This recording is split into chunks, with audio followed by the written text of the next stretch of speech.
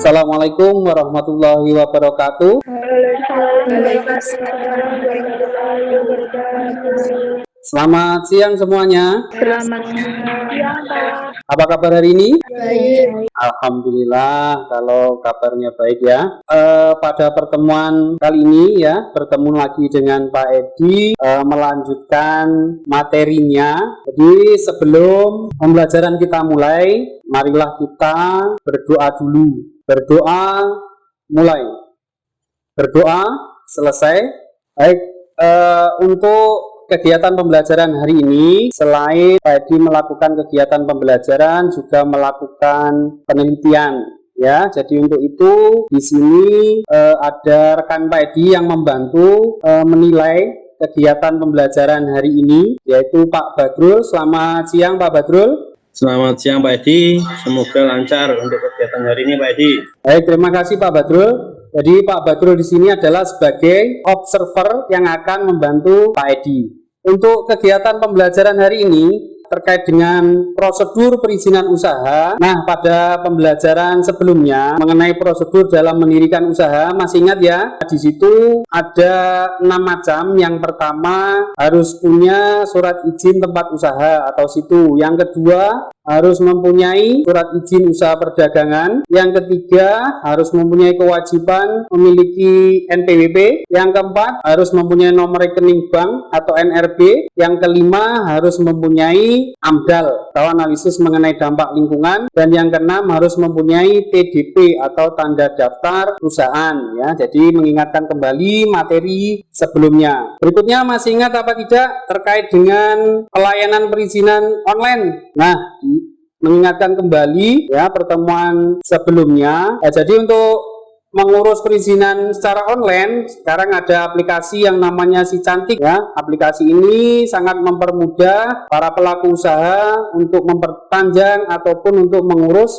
perizinan usaha secara online. Nah, pada pertemuan kali ini Pak Edi akan membahas tentang jenis-jenis dokumen. Tapi sebelumnya absensi dulu atau daftar hadir, jadi nanti dikirim ke Pak Edi. Kita lanjutkan lagi materinya terkait dengan jenis-jenis dokumen ya, terkait dengan jenis-jenis dokumen yaitu yang akan kita pelajari pada pembelajaran kali ini. Tujuan pembelajaran kali ini adalah yang pertama terkait dengan penjelasan mengenai pengertian dokumen. Yang kedua yaitu mengklasifikasikan jenis-jenis dokumen atau mengelompokkan jenis-jenis dokumen. Untuk itu sebelum pembelajaran kita lanjutkan ya, jadi untuk mengukur atau untuk mengetahui pengetahuan awal, jadi kalian silahkan untuk mengisi pretest terlebih dahulu ya. Jadi soalnya seperti ini ya, contohnya soal pretest silahkan dikerjakan, waktunya 15 menit, silahkan dikerjakan mulai dari sekarang. Nah, waktunya sudah habis. Nah, sekarang biar lebih semangat dalam pembelajaran, kita coba yel-yelnya dulu sebentar ya. Nanti kalau Pak Edi bilang mana semangatmu, jawabannya adalah ini semangatku, buha. Gitu ya, kita coba ya. Mana semangatmu? Mana semangatmu? Kurang kompak, kita coba lagi. Mana semangatmu? Ini semangatmu. Sekali lagi yang lebih kompak ya. Mana semangatmu? Ini semangatmu.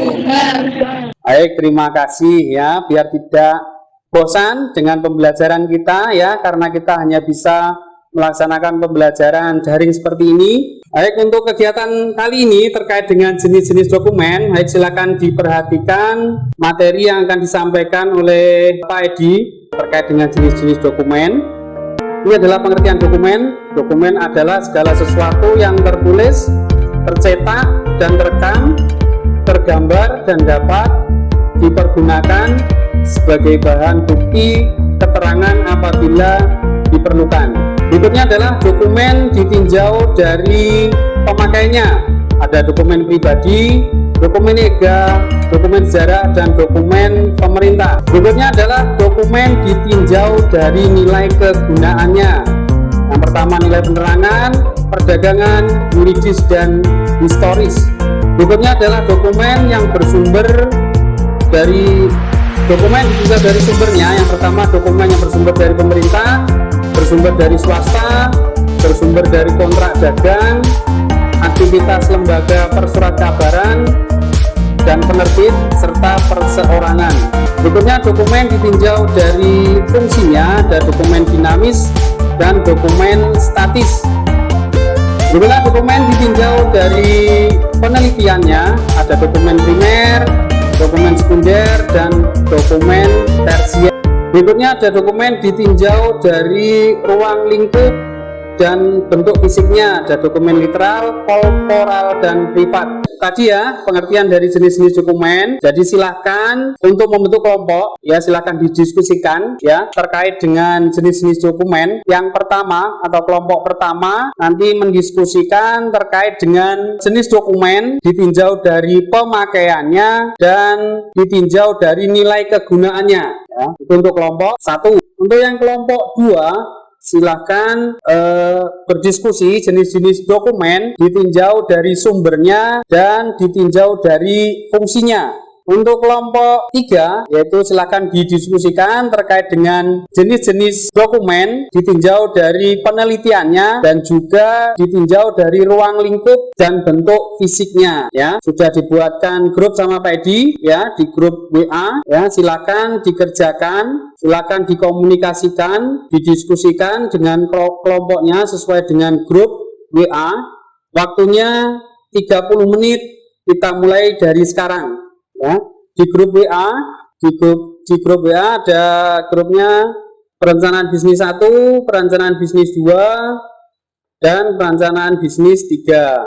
Dan jangan lupa untuk semua hasil diskusi dibuat PowerPoint-nya, jadi nanti untuk presentasinya akan lebih mudah ya.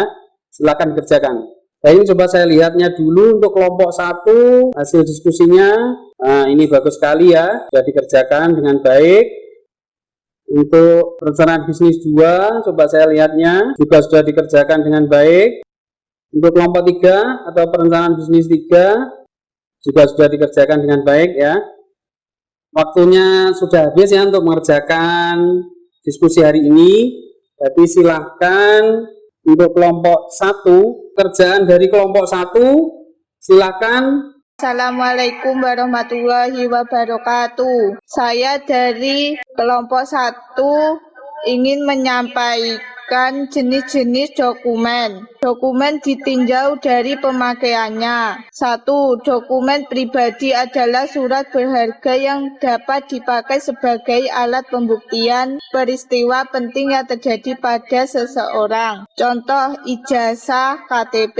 2. Dokumen niaga adalah surat niaga yang dapat dipakai sebagai alat pembuktian peristiwa penting yang terjadi dalam transaksi jual beli dalam dunia perdagangan. Contoh nota kwitansi. 3. Dokumen sejarah adalah surat berharga yang dapat dipakai sebagai alat pembuktian peristiwa penting terjadi pada masa lalu. Contoh fosil rekaman film perjuangan. 4. Dokumen pemerintah adalah surat berharga yang dapat dipakai sebagai alat pembuktian peristiwa penting yang terjadi dalam masa pemerintahan suatu negara. Contoh keputusan presiden, undang-undang. Dokumen ditinjau dari nilai kegunaannya. Nilai peneragaan adalah surat berharga yang dapat digunakan sebagai alat pembuktian dalam memberikan informasi kepada masyarakat. Nilai perdagangan adalah surat berharga yang dipakai sebagai alat pembuktian dalam transaksi jual beli dalam dunia perdagangan. Nilai yuridis adalah surat berharga yang dapat digunakan sebagai alat pembuktian secara hukum di muka pengadilan. Nilai historis adalah surat berharga yang dapat dijadikan alat pembuktian peristiwa penting yang terjadi pada masa lalu. Baik, terima kasih. Kelompok 1 sudah menyampaikan hasil diskusinya. Sangat bagus sekali. Mungkin dari kelompok lain ada yang ingin menambahkan? Menambahkan jawaban kelompok 1. Contoh dokumen pribadi, SIM, paspor, KK. Contoh dokumen niaga, cek, faktur, obligasi. Contoh dokumen sejarah, naskah proklamasi. Contoh dokumen pemerintah, peraturan daerah dan peraturan pemerintah. Baik, terima kasih. Kelompok lain sudah menambahkan terkait dengan diskusi dari kelompok 1. Berikutnya, kelompok 2, silakan mempresentasikan hasil diskusinya. Assalamualaikum warahmatullahi wabarakatuh. Saya perwakilan dari kelompok 2 mau menyampaikan jenis-jenis dokumen. Dokumen ditinjau dari sumbernya. 1. Dokumen yang bersumber dari pemerintah, misalnya peraturan pemerintah. 2. Dokumen yang bersumber dari swasta, misalnya akta notaris. 3. Dokumen yang bersumber dari kontrak dagang, misalnya surat perjanjian. 4. Aktivitas lembaga persurat kabaran dan penerbitan, misalnya clipping. 5. Perseorangan, misalnya koleksi keramik Ada Malik. Dokumen ditinjau dari fungsinya. 1. Dokumen dinamis adalah dokumen yang dapat dipakai secara langsung dalam proses penyelesaian pekerjaan kantor. Dokumen dinamis dibagi menjadi 3, yaitu 1. Dokumen aktif, yaitu dokumen yang masih dipakai secara terus-menerus dalam proses penyelesaian kantor. 2. Dokumen semi-aktif, yaitu dokumen yang frekuensi penggunaannya sudah menurun. 3. Dokumen inaktif, yaitu dokumen yang sudah sangat jarang digunakan. 2. Dokumen statis adalah dokumen yang tidak dipergunakan secara langsung dalam pekerjaan kantor. Baik, terima kasih. Bagus sekali ya. Presentasi dari kelompok 2. Mungkin dari kelompok lain ada yang ingin menambahkan? Ada saya, Pak. Baik, silakan. Menambahkan jawaban kelompok 2. 1. Contoh dokumen yang bersumber dari pemerintah, undang-undang, surat keterangan yang dikeluarkan pemerintah. 2. Contoh dokumen yang bersumber dari swasta, visum dokter. 3. Contoh dokumen yang bersumber dari kontrak dagang, surat kontrak. 4. Contoh aktivasi lembaga persurat kabaran dan penerbit majalah. 5. Contoh perseorangan, koleksi lukisan Avandi. Baik, terima kasih. Bagus sekali ya sudah menambahkan hasil diskusi dari kelompok 2. Berikutnya, silakan untuk mempresentasikan hasil diskusi dari kelompok 3. Assalamualaikum warahmatullahi wabarakatuh. Saya perwakilan dari kelompok 3 ingin menyampaikan jenis-jenis dokumen. Dokumen ditinjau dari penelitian. Pertama, dokumen primer adalah dokumen yang berisi informasi mengenai penelitian asli, mengenai aplikasi teori baru maupun penjelasan mengenai sebuah teori dalam semua disiplin ilmu. Contohnya laporan penelitian. Kedua, dokumen sekunder adalah dokumen rujukan yang berisi informasi mengenai dokumen primer maupun dokumen berupa bibliografi mengenai dokumen primer, contohnya kamus. Ketiga, dokumen tersier adalah dokumen yang berisi informasi mengenai dokumen sekunder, contohnya buku teks. Dokumen ditinjau dari ruang lingkup dan bentuk fisiknya. Pertama, dokumen literal adalah dokumen yang ada karena ditulis, dicetak, digambar, atau direkam, dan dikumpulkan di dalam perpustakaan, contohnya buku. Kedua, dokumen korporal adalah dokumen yang berupa benda sejarah. Dokumen ini biasanya dikumpulkan di dalam museum, contohnya arca. Ketiga, dokumen privat adalah dokumen yang berupa surat atau arsip. Dokumen ini disimpan dengan menggunakan sistem kearsipan, contohnya surat dinas. Terima kasih. Terima kasih. Ya, kelompok 3 sudah mempresentasikan hasil diskusinya dengan bagus sekali. Mungkin dari kelompok lain ada yang menanggapi atau menambahkan? Ada saya, Pak. Baik, silahkan. Menambahkan jawaban kelompok 3. 1. Contoh dokumen primer, paten penelitian. 2. Contoh sekunder, buku panduan. 3. Contoh dokumen tersier, katalog perpustakaan. 4. Contoh dokumen literal, majalah. 5. Contoh dokumen korporal, pakaian adat, keris, uang kuno. 6. Contoh dokumen privat, surat niaga. Baik, terima kasih ya. Jadi hari ini diskusinya sangat menarik sekali ya. Jadi mulai dari kelompok 1, kelompok 2 maupun kelompok 3 sangat antusias sekali ya, saling melengkapi jawabannya masing-masing. Baik, dari di antara kalian mungkin ada yang bisa menyimpulkan ya kegiatan pembelajaran kali ini ya. Silakan. Ada yang mau menyimpulkan? Saya, Pak. Baik, silakan. Menurut saya kesimpulan diskusi hari ini. 1. Saya menjadi tahu pengertian dokumen. 2. Saya menjadi tahu mengklasifikasikan jenis-jenis dokumen. Baik, bagus sekali ya. Jadi untuk pembelajaran kita hari ini yaitu kita belajar terkait dengan jenis-jenis dokumen. Disimpulkan tadi ya, sekaligus untuk refleksi pembelajaran kali ini ya, kita adalah belajar jenis-jenis dokumen ya, yang tadi sudah didiskusikan, yang tadi sudah dijelaskan beserta contohnya. Yang pertama adalah dokumen ditinjau dari pemakaiannya, yang kedua adalah dokumen ditinjau dari nilai kegunaannya, yang ketiga dokumen ditinjau dari sumbernya, yang keempat adalah dokumen ditinjau dari fungsinya, yang kelima adalah dokumen ditinjau dari penelitiannya, dan yang keenam atau yang terakhir adalah dokumen ditinjau dari ruang lingkup dan bentuk fisiknya. Jadi untuk kesimpulan atau refleksi kegiatan pembelajaran hari ini adalah seperti itu ya.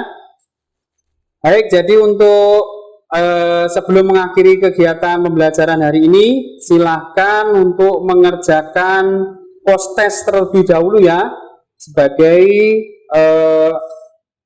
alat untuk mengukur kemampuan di akhir pembelajaran hari ini ya. Jadi contohnya seperti ini, silakan dikerjakan, waktunya 20 menit dimulai dari sekarang. Baik, waktunya sudah habis ya. Sebelum menutup kegiatan pembelajaran hari ini ya, jangan lupa untuk terus belajar, semangat untuk belajar meskipun dalam kondisi pandemi seperti saat ini ya. Jadi untuk pembelajaran berikutnya jangan lupa belajar terkait dengan materi modal usaha. Sebelum mengakhiri pembelajaran hari ini, marilah kita berdoa menurut agama dan keyakinan kita masing-masing. Berdoa mulai, berdoa selesai, tetap semangat untuk belajar. Saya akhiri, wassalamualaikum warahmatullahi wabarakatuh.